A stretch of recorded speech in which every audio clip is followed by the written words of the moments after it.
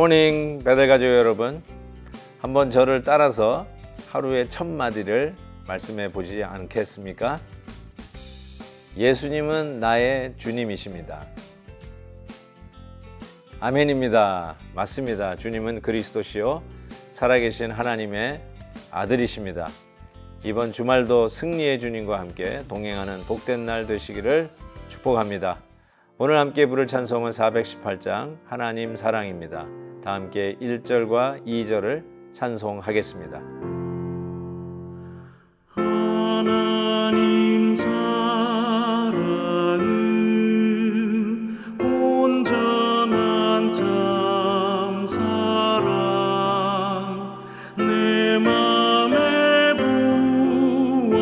부어주시사 충만케 하소서. 내 주님 참 사랑 햇빛과 같으니 그 사랑 내게 비추사 뜨겁게 하소서. 아멘. 오늘 묵상할 말씀은 잠언 22장 1절에서 16절까지의 말씀입니다. 많은 재물보다 명예를 택할 것이요 은이나 금보다 은총을 더욱 택할 것이니라. 가난한 자와 부한 자가 함께 살거니와 그 모두를 지으신 이는 여호와시니라. 슬기로운 자는 재앙을 보면 숨어 피하여도 어리석은 자는 나가다가 해를 받느니라. 겸손과 여호와를 경외함의 보상은 재물과 영광과 생명이니라. 패역한 자의 길에서 가시와 울무가 있거니와 영혼을 지키는 자는 이를 멀리 하느니라.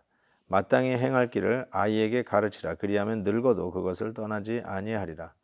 부자는 가난한 자를 주관하고 빚진 자는 채주의 종이 되느니라. 악을 뿌리는 자는 재앙을 거두리니 그 분노의 기세가 쇠하리라. 선한 눈을 가진 자는 복을 받으리니 이는 양식을 가난한 자에게 주민이라. 거만한 자를 쫓아내면 다툼이 쉬고 싸움과 수욕이 그치느니라. 마음의 정결을 사모하는 자의 입술에는 덕이 있으므로 임금이 그의 친구가 되느니라. 여호와의 눈은 지식 있는 사람을 지키시나 사악한 사람의 말은 패하게 하시느니라. 게으른 자는 말하기를 사자가 밖에 있은즉 내가 나가면 거리에서 찢기겠다 하느니라. 음녀의 입은 깊은 함정이라. 여호와의 노를 당한 자는 거기 빠지리라. 아이의 마음에는 미련한 것이 얽혔으나 징계하는 채찍이 이를 멀리 쫓아내리라. 이익을 얻으려고 가난한 자를 학대하는 자와 부자에게 주는 자는 가난하여질 뿐이니라. 아멘. 오늘 본문 6절에 보면 마땅히 행할 길을 아이에게 가르치다 라고 말씀하고 있습니다. 우리 자녀들은 마치 이 스펀지 같아서 가르치는 대로 받아들입니다. 마치 하얀 백지 도화지에 그리는 대로 그려지는 것이 우리 자녀들의 마음이라고 감히 이야기할 수 있을 것 같습니다. 그래서 그 누군가가 와가지고 그 하얀 도화지에 엉뚱한 그림을 그리기 전에 우리 자녀들에게 하나님의 말씀으로 주의 훈계로 양육해야 하는 것이 부모의 책임이라고 할 수 있습니다. 그래서 오늘 말씀은 마땅히 행할 길을 아이에게 가르치라는 것이죠. 얼마 전에도 우리 학부모님과 이런 이야기를 좀 자연스럽게 나눈 적이 있었는데 부모가 하라는 대로 고분고분 순종하면서 자라는 아이는 별로 없습니다. 반항을 하게 되고 또 왼쪽으로 가라 그러면 이 청개구리 심보를 닮아서 그런지 오른쪽으로 가게 되고요. 거기다가 사춘기까지 겹치면 정말 걷잡을 수 없죠. 손을 놓아버리게 되고 포기하게 되고 이 아이를 어떻게 할까 염려, 근심, 걱정을 부모님의 마음을 아주 어둡게 만듭니다. 근데 분명한 것은 아이들을 가르치는 일을 포기해서는 안 된다는 것이죠. 힘들고 어렵고 어찌할까 염려될 때도 있지만 그럼에도 불구하고 마땅히 행할 길을 아이에게 분명히 가르쳐 주는 것은 부모의 책임입니다. 그래서 여러 가지 도덕적, 비도덕적인 이야기들을 이야기할 때 엄마, 아버지는 이것은 도덕적이 아니라고 생각한다. 이것은 성경적이지 아니하고 하나님이 싫어하는 일이라고 생각한다. 뭐 자녀들은 나름대로의 정확한 논리를 가지고 또 반박할 수는 있겠죠. 말로 서로 싸우면은 우리 자녀들에게 우리 부모님이 때로는 지게 되는데, 그렇다고 해서 내가 믿는 거를 굽힐 이유는 없습니다. 그리고 그것이 더더군다나 성경적이고 하나님이 뜻하신 바가 분명하다면 자녀들에게 마땅히 행할 길을 가르치는 것 너무나 중요하다고 생각합니다. 자녀들이 그 부모가 분명히 이야기한 것, 네가 지금은 동의하지 않을지 모르지만 엄마는, 아빠는 이렇게 생각한단다. 그리고 아빠는 이거를 확실히 믿는다. 이야기를 해주면 참 희한하죠. 우리 자녀들을 이렇게 보니까 알고 있어요. 엄마가, 아빠가 이거는 싫어한다는 거 알고 있어요. 그래서 이것이 틀린 것이구나를 깨닫는 때가 옵니다. 지금 반항한다고, 말을 안 듣는다고 포기하지 마시고 계속해서 네가 지금은 동의하지 않지만 엄마와 아빠는 이것을 이렇게 믿는단다. 아빠는 이렇게 했으면 좋겠단다. 이것이 아빠의 의견이다. 확실하게 내 의견을 자녀들에게 밝히는 것. 그러므로 인해서 자녀들이 마땅히 배워야 할 삶의 지혜를 부모님을 통해서 배워야 한다라고 생각합니다. 그래서 오늘 마지막 절에는 이렇게 끝나죠. 아이의 마음에는 미련한 것이 얽혔으나 징계하는 채찍이 이를 멀리 쫓아내느니라. 아이들의 마음, 아이가 무고하다고, 순진하다고 모든 아이들이 하는 것이 다 착한 것은 아닙니다. 그는 성경적 가르침과도 위배되죠. 우리 모든 사람은 하나님의 영광에 이르지 못하는 죄인이라고 이야기하고 있지 않습니까? 어른이 되면서 죄인이 되는 게 아니라 어머니 뱃속에서부터 죄인으로, 그리고 죄인으로 태어나는 것이 우리 인간 아니겠습니까?